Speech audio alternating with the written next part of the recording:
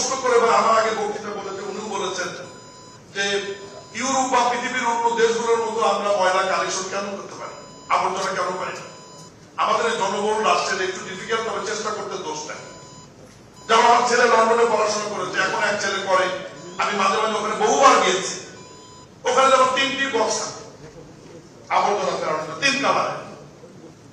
একটিতে প্লাস্টিক ফেলায় তারা, একটিতে ওই যে খাবারের যে পচনশীল দ্রব্য ফেলায়, আর একটিতে কাজ বা অন্য জিনিস ফেলায়। কালার করা আছে, সবুজ, তারপরে কালো এবং হলুদ।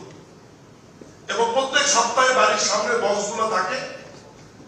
সিটি কর্পোরেশনের লোকগুলো বা নগরের যার দায়িত্বে আছে, তারা এসে যার যে ময়লা উনি সেটা নিয়ে যান, মানে ওই বক্সটা উনি ওনার গাড়িতে করে নিয়ে যান। সবুজেরটা সবুজ নিয়ে যাবে, কালোরটা কালো এবং হলুদেরটা হলুদ।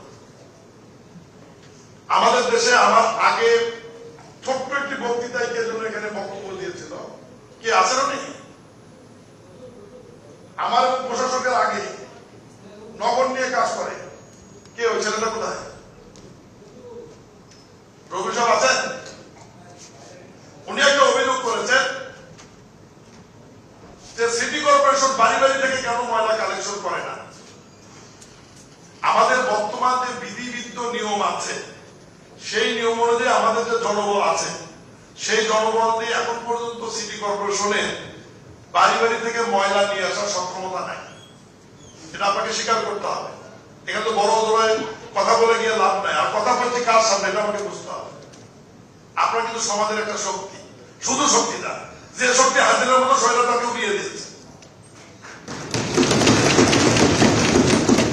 সিটি কর্পোরেশন বিদ্যমান আইন অনুযায়ী প্রত্যেক সোসাইটি বা পাড়া মহল্লা বা একটা রোড বা 5টা রোডের মাঝখানে আমাদের একটা ডাম্পিং পয়েন্ট আছে। সোসাইটির বিভিন্ন অ্যাপার্টমেন্ট থেকে ময়লাগুলো তারা ডাম্পিং পয়েন্টে ফেলবে, সেখান থেকে সিটি কর্পোরেশনের গাড়ি দিয়ে আমরা কালেকশন করে আমাদের ডাম্পিং পয়েন্টে আমরা নিয়ে যাই। এটা হচ্ছে এখন বিদ্যমান নিয়ম আর আইন। সেই আইনকে কিছু সোসাইটি বা কিছু এলাকার মানুষ যারা একটু প্রভাবশালী, ওই এলাকার যারা একটু কি বলবো, আপনাদের ভাষায় যেটা বলেন আর কি, তারা সোসাইটির সাথে কথা বলে প্রত্যেক সোসাইটির বাড়ির থেকে কিছু টাকা নিয়ে এই ময়লাটা তারা কালেকশন করে ডাম্পিং পয়েন্টে দেয়। ডাম্পিং পয়েন্ট থেকে সিটি কর্পোরেশন আমরা নিয়ে আসি।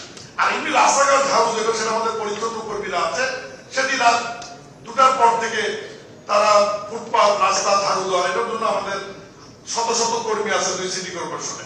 আমাদের 2 উত্তর এবং দক্ষিণ মিলে বোধহয় আমাদের প্রায় 1600 পরিচ্ছন্ন কর্মী আছে, মহিলা এবং পুরুষ, যারা রাত থেকে ভোর পর্যন্ত, আপনার ঘুম থেকে ওঠার আগে মেন রাস্তা এবং ফুটপাথ তারা ঝাড়ু দিয়ে ময়লাগুলি ডাম্পিং পয়েন্টে দিয়ে যায়। কিন্তু আমরা সিটি কর্পোরেশন এখন পর্যন্ত ওইটুকু সক্ষমতা আমাদের হয়নি যে আপনাদের বাড়ি বাড়ি গিয়ে, মানে অ্যাপার্টমেন্টের যে ময়লাগুলো, আপনার 6 তলা বা 5 তলা বিল্ডিং এর যে ময়লাগুলো আপনার নিচে রাখেন, সেটা সিটি কর্পোরেশনে নিয়ে আসার সক্ষমতা বা জনবল আমাদের এখনো তৈরি হয়নি।